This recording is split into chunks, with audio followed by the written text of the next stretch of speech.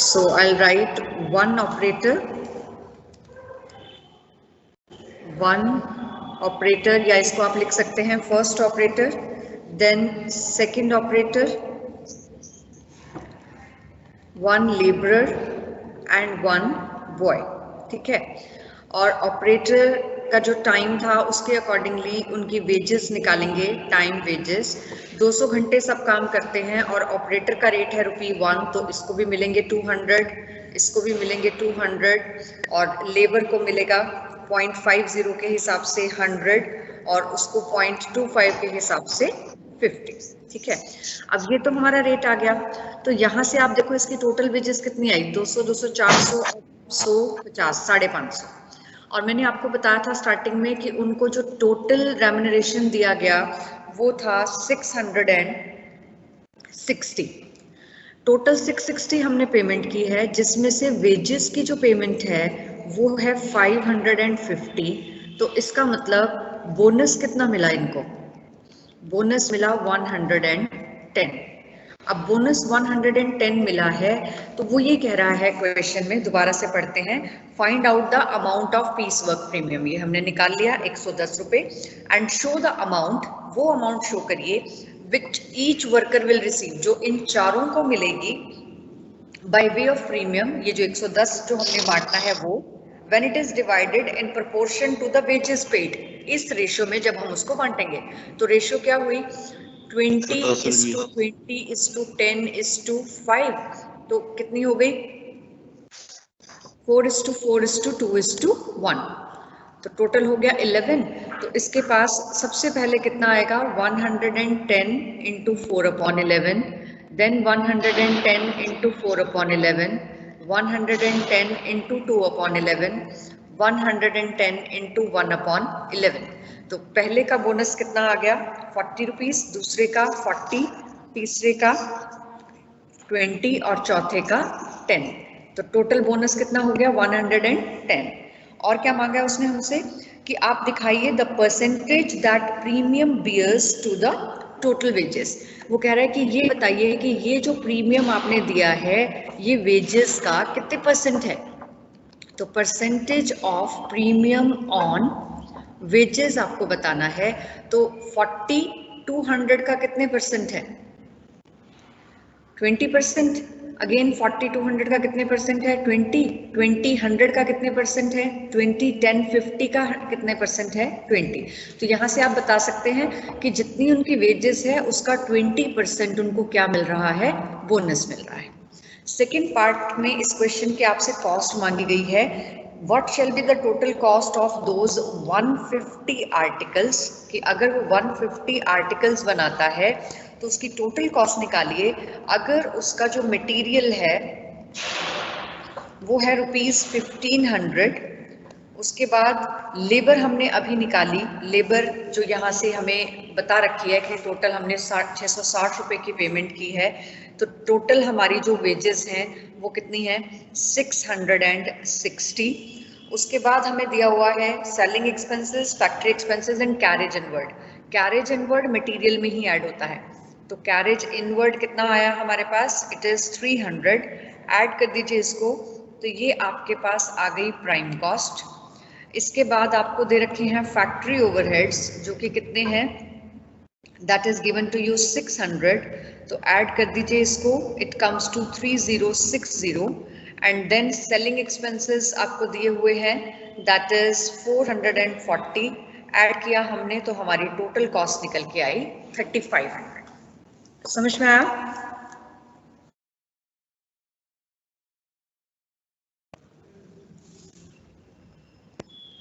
Yes, any confusion?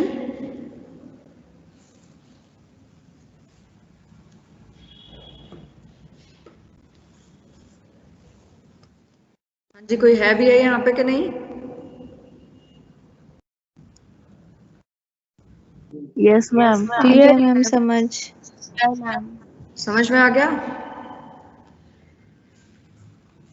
तो reply तो कर दिया करो कम से कम।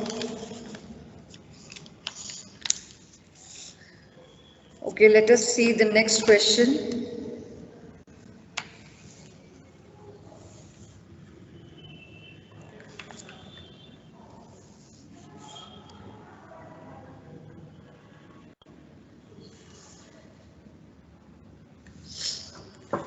Next question, I'm taking illustration number 17. Following information relates to the year ending 31st March 2016 for 30 workers. Basic wages, DA, night shift allowance, recovery towards home rent, recovery towards supply of provision, expenses incurred for amenities, overtime allowance, PF deposit for the period, employee state insurance contribution. PF is paid in equal share by the employer and the employee. The contribution to ESI is in proportion of 7:5 by the employer and the employee respectively. The workers are entitled to 5% of the total days worked as leave on full pay. The number of days worked in the year is 300. Normal idle time is 5%. Assuming that all the items are evenly spread over all the days in a year, ascertain the wages cost per hour. Daily hour worked being 8. आपको दिया हुआ है कि daily वो कितने घंटे काम करते हैं, 8 आवर्स काम करते हैं, ठीक है। अब आपको निकालना क्या है, आपको दिया हुआ है you have to calculate the wages cost per hour. Assuming that all items are evenly spread over the days, ascertain the wages cost per hour. Per hour की आपको wage cost निकालनी है।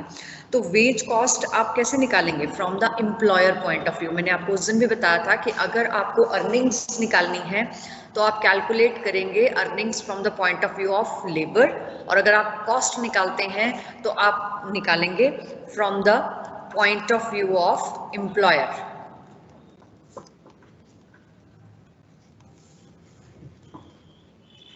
ओके, तो अब हम स्टार्ट करते हैं कि एम्प्लॉयर का क्या क्या खर्चा है। तो सबसे पहले आप देखिए बेसिक वेजेस। बेसिक वेजेस जो कि हमें दी हुई हैं 50,000। Then it is DA. DA is given to you ₹25,000। Night shift allowance जो जो वो देगा वो हम सब ऐड करेंगे। Night shift allowance is 9600. Recovery from home rent, recovery from home rent वो पे नहीं कर रहा, तो जो जो वो पे कर रहा है हमने वो लेना है। एम्प्लॉयर के पॉइंट ऑफ व्यू से ले रहे हैं, तो जो भी चीजें वो पेमेंट कर रहा है that we will take. Recovery towards supply of provisions, ये भी रिकवरी वो कहाँ से कर रहा है? एम्प्लॉय से, तो ये भी हमने नहीं लेनी है। Then next it is expenses incurred for amenities, ये एक्सपेंसेस एम्प्लॉयर कर रहा है, तो एक्सपेंसेस इनकर्ड ऑन अमेनिटीज कितने किए उसने? 4,730। ओवर टाइम अलाउंस दे रहा है वो, ओवर टाइम अलाउंस ये कितना है? That is given to you 7,000। उसके बाद दिया हुआ है प्रोविडेंट फंड। प्रोविडेंट फंड का डिपॉजिट था 12,000 जो कि एम्प्लॉयर और एम्प्लॉय का इक्वल शेयर है, तो हमने यहाँ पर लेना है जो एम्प्लॉयर पे कर रहा है। तो अगर इक्वल शेयर है तो एम्प्लॉयर कितना पे करेगा? हाफ, तो दैट कम्स टू 6,000। उसके बाद ESI का कंट्रीब्यूशन है 2808 और जिसकी रेशियो है एम्प्लॉयर और एम्प्लॉय की 7:5। तो एम्प्लॉयर कितना दे रहा है? इंटू 7/12, तो एम्प्लॉयर का निकालेंगे 1638। तो टोटल जो वो पेमेंट कर रहा है दैट इज 103,968। अब हमें निकालना है लेबर कॉस्ट जो है पर आवर कितनी पड़ती है, तो उसके लिए हमें आवर्स निकालने पड़ेंगे। और आवर्स निकालने के लिए आपको टोटल वर्कर्स दिए हुए थे 30। टोटल नंबर ऑफ वर्कर्स कितने दिए हुए हैं? 30। एक वर्कर जो है वो एक दिन में 8 घंटे काम करता है, और आपको बताया गया है कि टोटल जो डेज वर्कड हैं वो कितने हैं? That was given to you. Normal idle time was 5% and total days दिए हुए थे यहाँ पर, that was given the number of working days 300। तो 300 डेज हैं हमारे पास, 8 घंटे हैं और 30 वर्कर हैं, तो टोटल मेरे पास आवर्स कितने आ गए?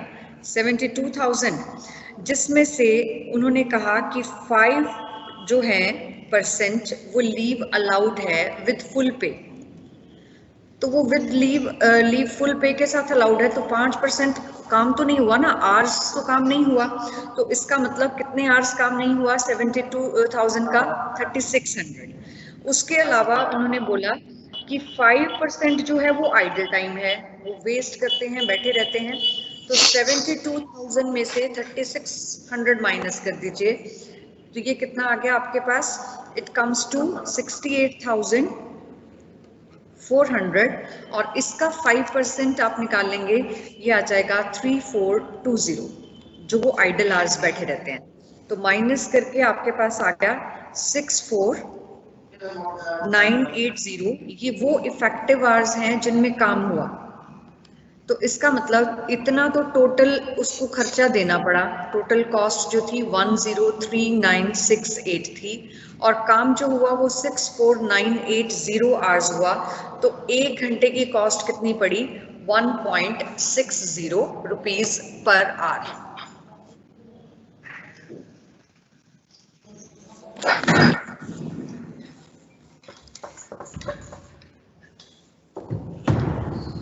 हाँ जी, समझ में आया? Yes, ma'am. Any confusion? आगे Let us see one more question. वो भी ऐसा ही है, और उसमें हमें लेबर के हिसाब से निकालना है। So I'm taking illustration number 20. Calculate the total earning of worker A and B from the following information for a month and allocate the earnings to job X, Y and Z. अब देखो, आपको पहली line में ही लिखा है calculate the earning of workers, हमें workers की earning निकालनी है, ठीक है। तो इसका मतलब हमने एम्प्लॉयर के नहीं, एम्प्लॉय के पॉइंट ऑफ व्यू से ये क्वेश्चन करना है, ओके। तो सबसे पहले देखो, आपको दो दिए हुए हैं एम्प्लॉय, एक ए और एक बी। सबसे पहले आप लिखेंगे बेसिक वेजेस, जो कि आपको गिवन है 100 and 100। Then DA,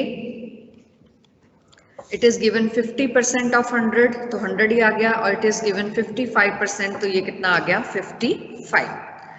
Then it is given provident fund on the basic wages 8%, employer's contribution to state insurance on basic wages 2%, overtime, overtime दिया हुआ है 10 hours A के लिए, तो 10 hours हैं, और overtime का रेट देखते हैं क्या दिया हुआ है हमें। idle time जो है वो B का दिया हुआ है 16 hours। The normal working hours of a month is 200, normal working hours हमें दिए हुए हैं 200। Overtime is paid at double the normal wages plus DA, तो overtime का रेट क्या हुआ, double the normal wages plus DA। तो डबल द नॉर्मल वेजेस का क्या मतलब हुआ, 100 रुपए का रेट था हमारे पास, तो 100 का डबल कितना हो गया 200, plus normal wages DA, DA कितना था 50% ऑफ इट, तो कितना हो गया 300। तो 300 टोटल हुआ यहाँ पर, और ये कितने आवर्स का था ये हमें देखना है। तो कितने आवर्स का था, ये हमारे पास था 200 आवर्स का, तो कितना हो गया 1.5। तो 1.5 का जब अगर आपके पास रेट आ गया, तो 10 घंटे के लिए जब आप पेमेंट करेंगे तो कितने रुपीस की पेमेंट करेंगे, 15 रुपीस की पेमेंट करेंगे। तो एम्प्लॉय को क्या मिल रहा है, बेसिक वेजेस मिल रही हैं, एम्प्लॉय को क्या मिल रहा है DA, एम्प्लॉय को क्या मिल रहा है ओवरटाइम। जो प्रोविडेंट फंड का कंट्रीब्यूशन होता है या जो स्टेट इंश्योरेंस का कंट्रीब्यूशन होता है, वो एम्प्लॉय को इन हैंड नहीं मिलता है, वो उनका कट जाता है, ठीक है। तो इसका मतलब इन हैंड उनको कितना मिल रहा है, इसको मिल रहा है 165 और इसको मिल रहा है 155। और जो एम्प्लॉयर का कंट्रीब्यूशन है वो तो सीधा इनके खाते में अलग से जो जाता है उसमें, और अपना कंट्रीब्यूशन ये कटवाते हैं एम्प्लॉय। तो एम्प्लॉय का अपना कंट्रीब्यूशन वो तो कटेगा ना इसमें से। तो employee contribution 8% of the basic wages for both, दोनों का 100 का 8% हो गया 8, और ESI जो है वो 2% है, तो 2%, 2 रुपीज ये भी कटवाएगा, 2 रुपीज ये भी कटवाएगा, तो इसको कितना मिलेगा 155, और इसको कितना मिलेगा 145। तो जब हम अर्निंग की बात करेंगे कि एम्प्लॉय के हिसाब से उसकी अर्निंग कितनी है, तो वो तो आ गई आपकी ये। अब उसके बाद हम निकाल रहे हैं लेबर कॉस्ट। लेबर कॉस्ट का मतलब है एम्प्लॉयर का पॉइंट ऑफ व्यू कि एम्प्लॉयर को क्या खर्चा पड़ रहा है, कॉस्ट टू द कंपनी जिसको आप CTC बोलते हैं, वो कितनी पड़ रही है। तो वो देखिए वो 100 + 50 ये तो दे ही रहा है 150, इसको कितने दे रहा है 155। इसके अलावा वो क्या दे रहा है, अपना कंट्रीब्यूशन दे रहा है, एम्प्लॉयर अपना कंट्रीब्यूशन दे रहा है। तो एम्प्लॉयर का अपना कंट्रीब्यूशन है 10 और इसका कंट्रीब्यूशन भी इधर भी कितना हो गया 10। तो इसका मतलब नॉर्मली वो 160 इसको दे रहा है और 165 इसको दे रहा है। यहाँ पर मैंने अभी ओवर टाइम नहीं लिखा, मैंने सिंपल उसको लिखा है कि लेबर कॉस्ट जो है वो नॉर्मल कितनी पे कर रहा है। अब हमने दिखाना है कि यही जो वेजेस हैं ये अलग अलग जॉब में एलोकेट करके दिखानी है। उन्होंने हमें बताया है कि 3 जॉब हैं, एक X और एक Y और एक Z, 3 जॉब है, ठीक है। तो वो कहता है कि कैसे इसको एलोकेट करोगे। क्वेश्चन में देखिए सेकंड लाइन जो लिखी है, calculate the total earning of worker A and B from the following information for a month and allocate the earning to job X, Y and Z, कि उनको उसमें एलोकेट करके दिखाइए। तो एलोकेट करके दिखाते हैं तो वर्कर A है और वर्कर B है। A को हमें जो वेजेस मिल रही हैं वो कितनी मिल रही है, ए को जो वेजेस मिल रही हैं यहाँ से अगर हम देखें लेबर कॉस्ट के हिसाब से 160 मिल रही हैं। और 160 के बाद मुझे क्वेश्चन में दिया हुआ है कि जो वर्कर ए है, मैं यहाँ लिख रही हूँ इसकी परसेंटेज, वर्कर ए जो है वो एक्स पे 40% काम करता है, वाई के ऊपर 30% काम करता है और जेड के ऊपर 30%। ऐसे ही जो बी है वो x के ऊपर 50% काम करता है, y पे 20% काम करता है और z पे 30% काम करता है। तो मुझे पता लग गया कि ये कितना कितना टाइम x, y और z वर्क पे स्पेंड कर रहे हैं। सो उसी अकॉर्डिंगली मैंने क्या देखा यहाँ पर कि जो ये 160 थे, इसको मैं अगर बांटूं कि इसको जो वेजेस मिल रही हैं वो x काम की वजह से कितनी मिल रही हैं, y की वजह से कितनी मिल रही हैं और z की वजह से कितनी मिल रही हैं, तो वो मैं इसको 4:3:3 की रेशियो में बांट दूंगी। तो 64, 48 एंड 48 आ गया, ठीक है। और B की जो वेजेस थी 165 थी और B की जो वेजेस हैं उसको मैं 50, 20, 30 में बांटूंगी तो ये आ जाएगी 83, 33 एंड 49। इसके अलावा A को ओवर टाइम एक्स्ट्रा मिल रहा था जो उसने X वर्क पे किया, तो ये हो जाएगा आपका एलोकेशन। जी समझ में आया?